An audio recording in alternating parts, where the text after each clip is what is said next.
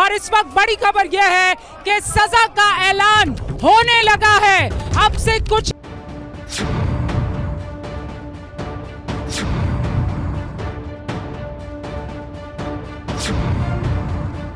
नमस्कार दोस्तों, आज की इस वीडियो में हम बात करने वाले हैं पॉलिटिशियन रह चुके, गैंगस्टर रह चुके, 5 बार विधायक रह चुके और 1 बार एमपी रह चुके अतीक अहमद के बारे में। तो दोस्तों, आप लोगों ने आजकल न्यूज़ में इसके बारे में जरूर सुना होगा, बट आपको क्लियर नहीं पता होगा कि आखिर ये यहाँ तक पहुंचा क्या, इसके पीछे का बैकग्राउंड क्या है, इसकी पूरी कहानी क्या है। तो दोस्तों, आपको मैं एक बात और बता दूं कि ये वो इंसान है जिससे जज लोग भी डरते थे इसका फैसला सुनाने से पहले, और कोई भी जज इसका केस जल्दी नहीं लेता था।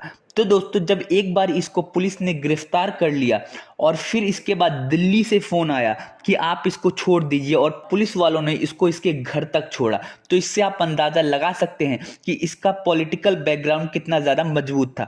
तो दोस्तों, आज की इस वीडियो में हम डिटेल में इसकी पूरी बायोग्राफी, पूरी कहानी के बारे में चर्चा करेंगे, बात करेंगे कि कैसे एक टांगे वाले का बेटा जुर्म की दुनिया का बादशाह बना। तो दोस्तों, वीडियो में आगे बढ़ने से पहले मैं चाहूँगा आप मेरे इस चैनल को सब्सक्राइब कर दो, ताकि मैं यार मोटिवेट हो सकूँ आप लोगों के लिए और भी अच्छी और बेहतरीन वीडियो बनाने के लिए। तो दोस्तों, वीडियो में आगे बढ़ते हैं। तो दोस्तों, अतीक अहमद का जन्म 10 अगस्त 1962 में इलाहाबाद में हुआ था। यह हाई स्कूल 10th में फेल हो गया, जिसके बाद इसने अपनी आगे की पढ़ाई कंटिन्यू नहीं करी। अतीक अहमद के जो पिता थे वो इलाहाबाद स्टेशन पे तांगा चलाते थे, जिससे आप अंदाज़ा लगा सकते हैं कि इनकी हालत क्या रही होगी। जब ये 17 साल का था तो पहली बार इसके ऊपर मर्डर का आरोप लगा, और वहीं से इसकी जुर्म की दुनिया की शुरुआत हुई। इसके बाद ये अपने आसपास के इलाकों में पैसों की वसूली करता था और लोगों से ज़बरदस्ती पैसे लेता था और उनको डराता धमकाता था। तो दोस्तों, जब अतीक अहमद अपनी छोटी सी एज में छोटे मोटे कांड किया करता था, उसी टाइम इलाहाबाद में चांद बाबा का खौफ था। चांद बाबा वहां के जाने माने गैंगस्टर हुआ करते थे और पूरे इलाहाबाद में इन्हीं का राज चलता था। तो दोस्तों, उस टाइम चांद बाबा से पुलिस भी बहुत ज्यादा डरती थी और चांद बाबा के इलाके में पुलिस भी जाने से घबराती थी। और उसी टाइम अतीक अहमद और चांद बाबा के बीच में दुश्मनी धीरे धीरे बढ़ने लग गई, क्योंकि उस इलाके में किसका खौफ रहेगा, इस बात की दोनों के बीच में लड़ाई होने लग गई। और जब ये बात पुलिस को पता चली तो पुलिस ने सोचा क्यों ना हम आपस में इनको लड़वा के किसी एक के खौफ को खत्म कर सकते हैं। धीरे धीरे करके ऐसे 1986 तक जो अतीक अहमद की गैंग थी वो काफ़ी खतरनाक हो चुकी थी और काफ़ी बड़ी गैंग बन चुकी थी। तो दोस्तों, फिर एक दिन अतीक अहमद के घर पुलिस आई और उसको उठा के ले गई और जेल में डाल दिया। उस टाइम यूपी में वीर बहादुर जी की सरकार थी और दिल्ली में राजीव गांधी जी प्रधानमंत्री थे।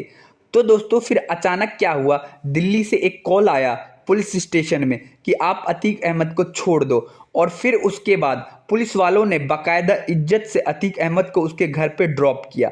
तो दोस्तों, इससे आप अंदाज़ा लगा सकते हैं कि उस टाइम अतीक अहमद की पॉलिटिकल पावर या पॉलिटिकल पहुंच कितनी बड़ी थी, कितनी ज़्यादा थी।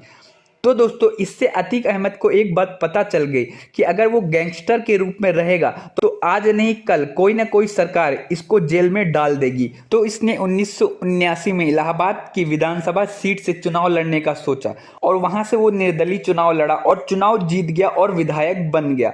ऐसे कर करके वो लगातार 5 बार चुनाव जीता और 5 बार अपनी उसी सीट से विधायक बना। तो दोस्तों, आप फिर अंदाज़ा लगाइए कि वहाँ पे उसकी पॉलिटिकल पहुँच कितनी ज़्यादा मजबूत हो चुकी थी, और विधायक बनने के बाद वो जुर्म की दुनिया में और भी ज़्यादा बड़ा नाम होता गया और उसके ऊपर कई सारे केस और मुकदमे दायर होने लगे। लगभग 200 से 300 केस उसके ऊपर चल रहे थे। तो दोस्तों, 1996 में अतीक अहमद ने समाजवादी पार्टी ज्वाइन कर ली और समाजवादी पार्टी की तरफ से वो चुनाव लड़ा और फिर चुनाव जीत गया।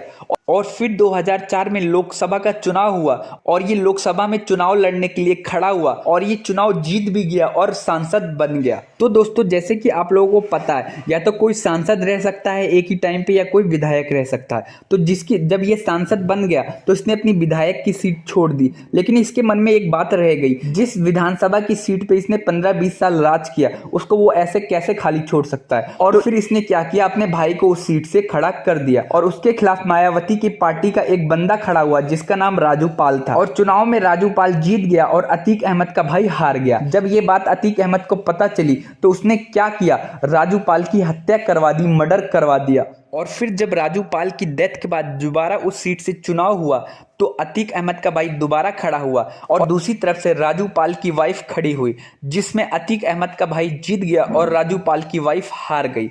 और फिर धीरे धीरे करके ऐसे ही साल गुजरता गया और फिर जब दोबारा चुनाव हुए तो दोबारा यही सीन दोहराया गया, जिसमें अतीक अहमद का भाई उस सीट से खड़ा हुआ और दूसरी तरफ राजू पाल की वाइफ खड़ी हुई। लेकिन इस बार राजू पाल की वाइफ जीत गई और अतीक अहमद का भाई हार गया। और फिर उसी साल मायावती की पार्टी चुनाव जीत गई और फिर यूपी में मायावती की सरकार बन गई। और फिर मायावती ने अतीक अहमद पे जो पुराने केस चल रहे थे वो फाइलें ओपन करवाई और उसके ऊपर चारों तरफ से शिकंजा कस लिया और जो उसकी अवैध संपत्तियां थी उसको गवर्नमेंट ने अपने कब्जे में कर लिया और अतीक अहमद को जेल में डाल दिया। यहां से उसके बुरे दिन धीरे धीरे करके स्टार्ट हुए और जब तक मायावती की सरकार रही ये जेल में ही बंद रहा। और फिर जब इसके बाद 2012 में दोबारा चुनाव हुए और अखिलेश यादव की पार्टी चुनाव जीत गई और फिर ये दोबारा बाहर आ गया।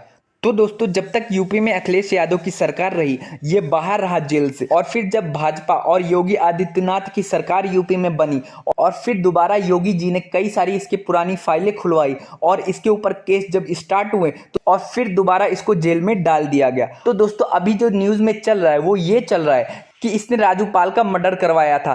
तो उसका एक गवाह था जिसका नाम था उमेश पाल। तो इसने क्या किया, कुछ टाइम पहले अभी कुछ महीनों पहले इसने उमेश पाल पे गोलियां चलवाई और जिसमें उमेश पाल की मृत्यु हो गई और साथ ही साथ उसके सुरक्षा के लिए 2 गार्ड दिए हुए थे उनकी भी मृत्यु हो गई, जिसकी वजह से न्यूज़ में इसकी चर्चा हो रही है। तो कोर्ट ने इसको इस चीज़ में दोषी पाते हुए इसको उम्र कैद की सजा सुना दी है। तो दोस्तों मैं आपको एक बात और बता दूं कि ये अपने टाइम में इतना ज़्यादा खतरनाक अपराधी था कि जब भी इसके मामले कोर्ट में जाते थे तो कई सारे जज मना कर देते थे कि हमें इसका केस नहीं लड़ना, क्योंकि जज ने अगर इसके फेवर में फैसला नहीं सुनाया तो हो सकता था बाद में जज के ऊपर हमला करवा दे, जिसकी वजह से कई सारे जज मना कर देते थे इसका केस लड़ने से। तो दोस्तों उम्मीद करता हूं आपको ये सारी चीजें समझ आई कि कैसे ये एक छोटे से इलाके से ये इतना बड़ा गैंगस्टर बन गया। तो दोस्तों अगर आपको ये वीडियो पसंद आई तो आप मेरे इस चैनल को सब्सक्राइब कर दो और वीडियो को लाइक कर दो ताकि मैं मोटिवेट हो सकूं आप लोगों के लिए और भी अच्छी और बेहतरीन वीडियो बनाने के लिए। वीडियो देखने के लिए आपका बहुत बहुत शुक्रिया।